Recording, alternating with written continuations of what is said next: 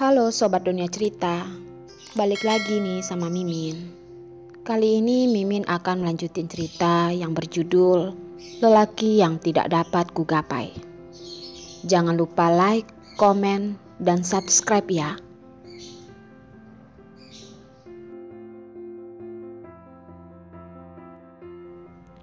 Jangan lakukan hal ini, aku bisa menyelesaikannya sendiri, kata Darlin dengan kata-kata yang hampir terhenti. Perlina memegang beberapa helai rambutnya dengan panik. Aku meyakinkanmu, jika ia berani membuat keributan lagi, aku tidak akan segan lagi. Jika dia berani menyentuh Derik, aku tidak akan menyerah. Tidak ada yang bisa melewati batas garis kesabaran dalam hatinya. Mendengar nada serius Darlin, Perlina pun merasa lega dan suasana hatinya yang tergesa-gesa pun mereda. Jika kamu tahu hal itu bagus, apakah kamu menonton berita? Tidak. Darlin malu untuk mengatakan bahwa dia baru saja bangun dan dia takut temannya akan mengatakan sesuatu yang membuat orang tidak nyaman. Lina juga tidak memperhatikan nada bersalah Darlin dan berkata dengan senyuman licik. Temin dilucuti pakaiannya dan digantung di pagar pagi ini, dan semua menjadi berita utama di kota ini. Kemudian dia menurunkan suaranya dan bertanya, "Kamu tahu tidak siapa yang telah berbuat seperti ini?" "Tidak tahu." Darlin mengedipkan matanya, tidak sudi untuk menjawab. "Sangat disayangkan," kata Lina. "Orang baik itu mengetahui perbuatan baik dan tidak melakukan apa-apa untuk membunuh orang-orang. Akan lebih sempurna jika dia bisa menyatukan pelacur kecil itu bersama-sama." Dalam benaknya, Darlin berada dalam kebuntungan dengan Yos. Rubah tua yang pelit dan sangat berhati-hati itu pasti tidak akan melakukan hal semacam ini, dan itu terlalu tidak selaras dengannya. Sebaliknya, itu lebih seperti apa yang dilakukan Jasper. Darlin melontarkan kata-kata sarkasme dengan serius. Tidak tahu apakah akan mengejek dirinya sendiri atau mencibir Yos. Dia akan menyerang siapapun dan pastinya tidak akan menyerang Jen. Karena dia mengetahui hal ini, dia tidak pernah berpikir untuk berdebat dengan Yos. Karena dia tahu bahwa Yos tidak akan pernah melakukan apapun kepada Jen. Bahkan jika Jen melakukan sesuatu yang tidak dapat dimaafkan, dia hanya akan mengatakan beberapa kata. Tapi itu adalah bencana yang menghancurkan baginya. "Darlin, apakah kamu sedang mendengarkanku bicara?" Lina menunggu untuk sesaat. Telepon penerima kemudian tidak muncul suara lagi. Mendengar temannya bernapas, Darlin segera menjawab. Aku sedang mendengarkanmu." "Jika kamu dengar, baguslah. Aku akan pergi melihat kondisi. Ketika aku pulang nanti akan aku kabari." Lina bersiap-siap untuk mencari Jasper, untuk menanyakan kondisi. Lalu mencari pecundang kecil itu untuk memperhitungkan kelakuannya. Dia berjanji kepada Darlin untuk mencari pecundang itu. Tetapi tidak berarti dia menyetujui untuk tidak mencari wanita itu dan memperhitungkan perbuatannya. Misalnya, dia selalu merasa bersalah atas perbuatannya. Darlin memikirkan Derik yang masih di bawah dan tidak berpikir panjang. Dia lalu memencet tombol akhir untuk mengakhiri panggilan. Dia pun menuruni tangga. Derik duduk di depan pintu. Dua matanya menghadap ke arah pintu besar. Pandangan yang tampak rindu. Suara kecil bersandar pada bingkai pintu. Dan sinar matahari sore menyinari dirinya. Merupakan kesepian yang acuh tak acuh, yakni keterasingan dalam kerumunan. Dari kejauhan ada kesunyian. Dan dia sepertinya melihat Yos kembali kepadanya ketika dia menghadapnya. Begitu kesepian dan acuh tak acuh, yang tidak sesuai dengan kerumunan. Jantung Darlin berdegup kencang, berjalan ringan ke arah Derik. Mempelajari penampilannya, duduk di tangga, menyaksikan matahari yang jauh dan langit yang biru.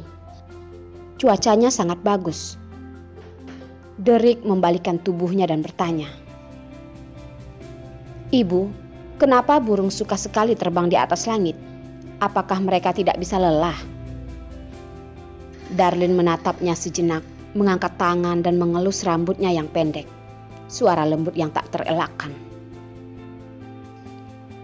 "Mereka juga bisa lelah, namun burung kecil memang suka terbang di atas langit karena mereka merasa bebas." Derek terdiam selama beberapa detik. Suara yang tidak matang dengan sedikit rasa iri yang tidak bisa dijelaskan. "Ibu, aku juga ingin menjadi seekor burung." Dia juga sangat ingin kabur dengan bebas dan tidak perlu khawatir untuk menahan tubuhnya yang jatuh.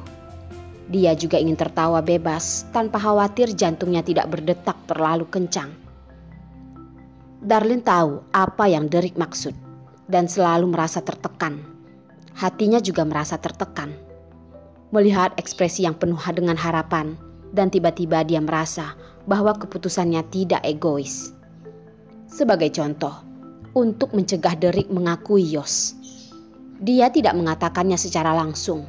Semua yang dia buat dan setiap keputusan yang dia ambil adalah untuk mencegah ayah dan anak itu mereka saling mengenal satu sama lain.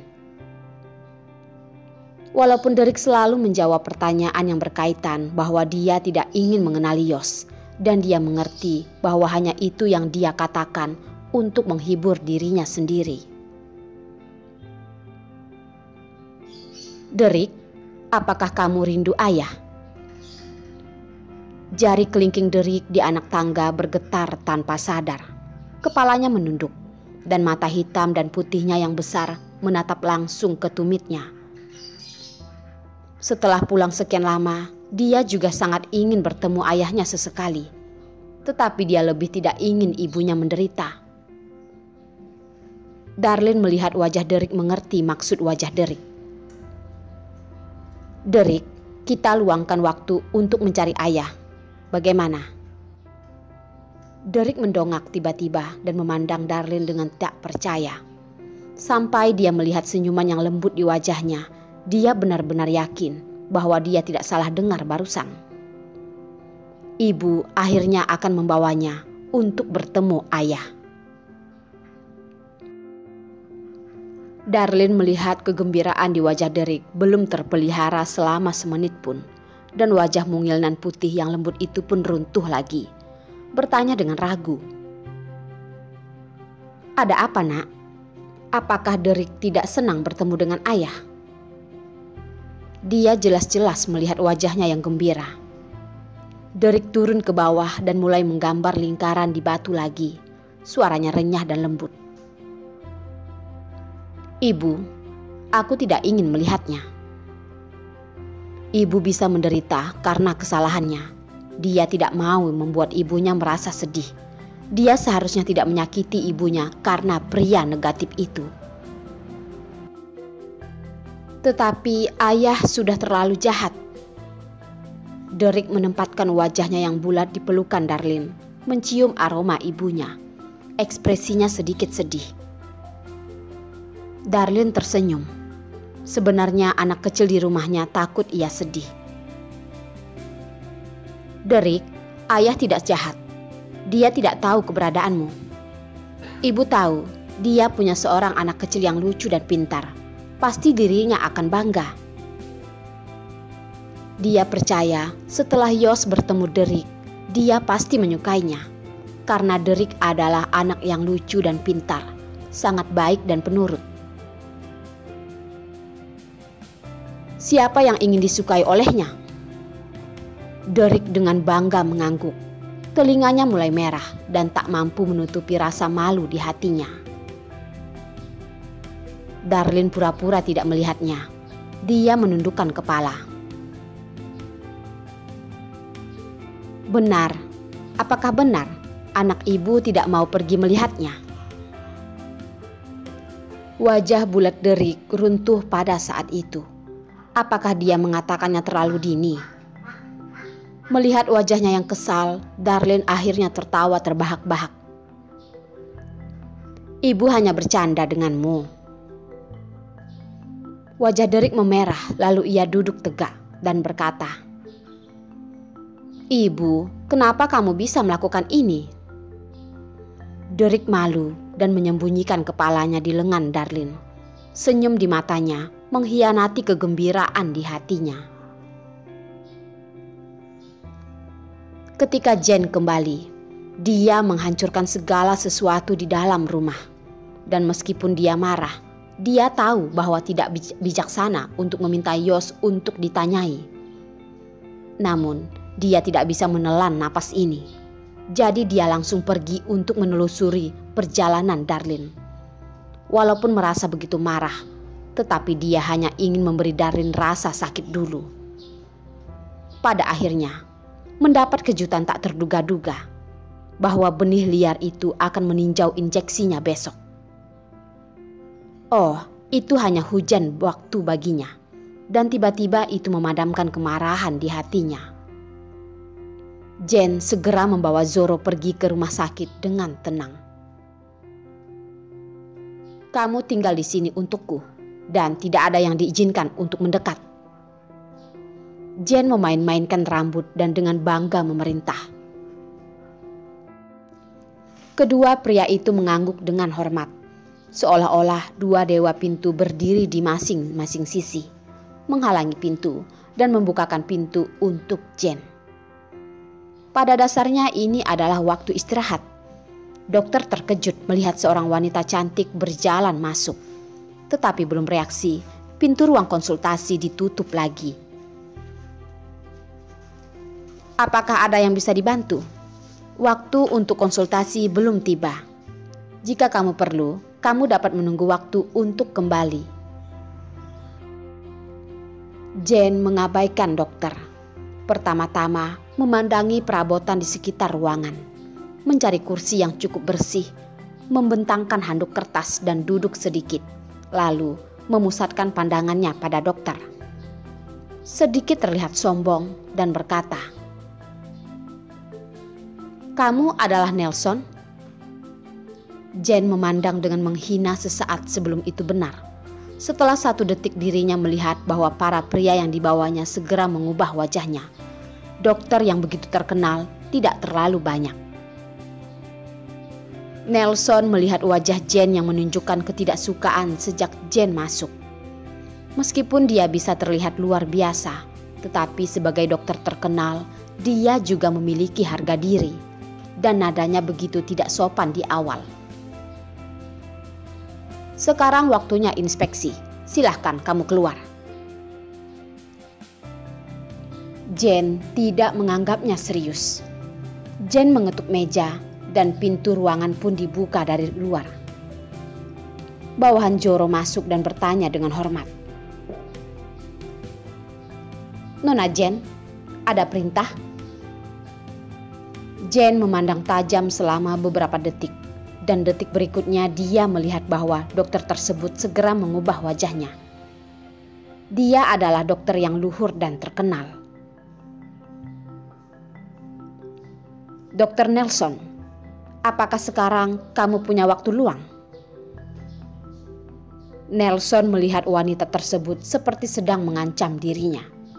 Ia mengepalkan tangannya tanpa sadar. Dan setelah beberapa detik, ia mengarahkan pandangannya pada pria yang tidak bisa dilihat dengan baik di pintu. Masih menekan kegelisahannya dan mengangguk. Jane mengangkat mulut dan melambaikan tangannya. Dan pintunya ditutup dengan tenang lagi. Dia suka berkomunikasi dengan orang-orang pintar dan tidak akan membuang waktu satu sama lain. Dr. Nelson, jangan keberatan terlebih dahulu.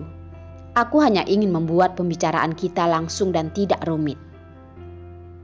Jane mengatakan kata-kata yang memalukan, tetapi dia tidak memiliki jejak rasa bersalah di wajahnya, dan dia mengambil sikap setinggi-tingginya.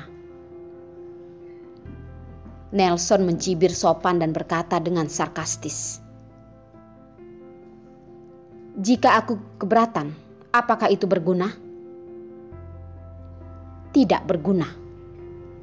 Jane tersenyum. Dr. Nelson adalah orang yang pintar. Orang pintar tidak mungkin tidak tahu identitas orang lain.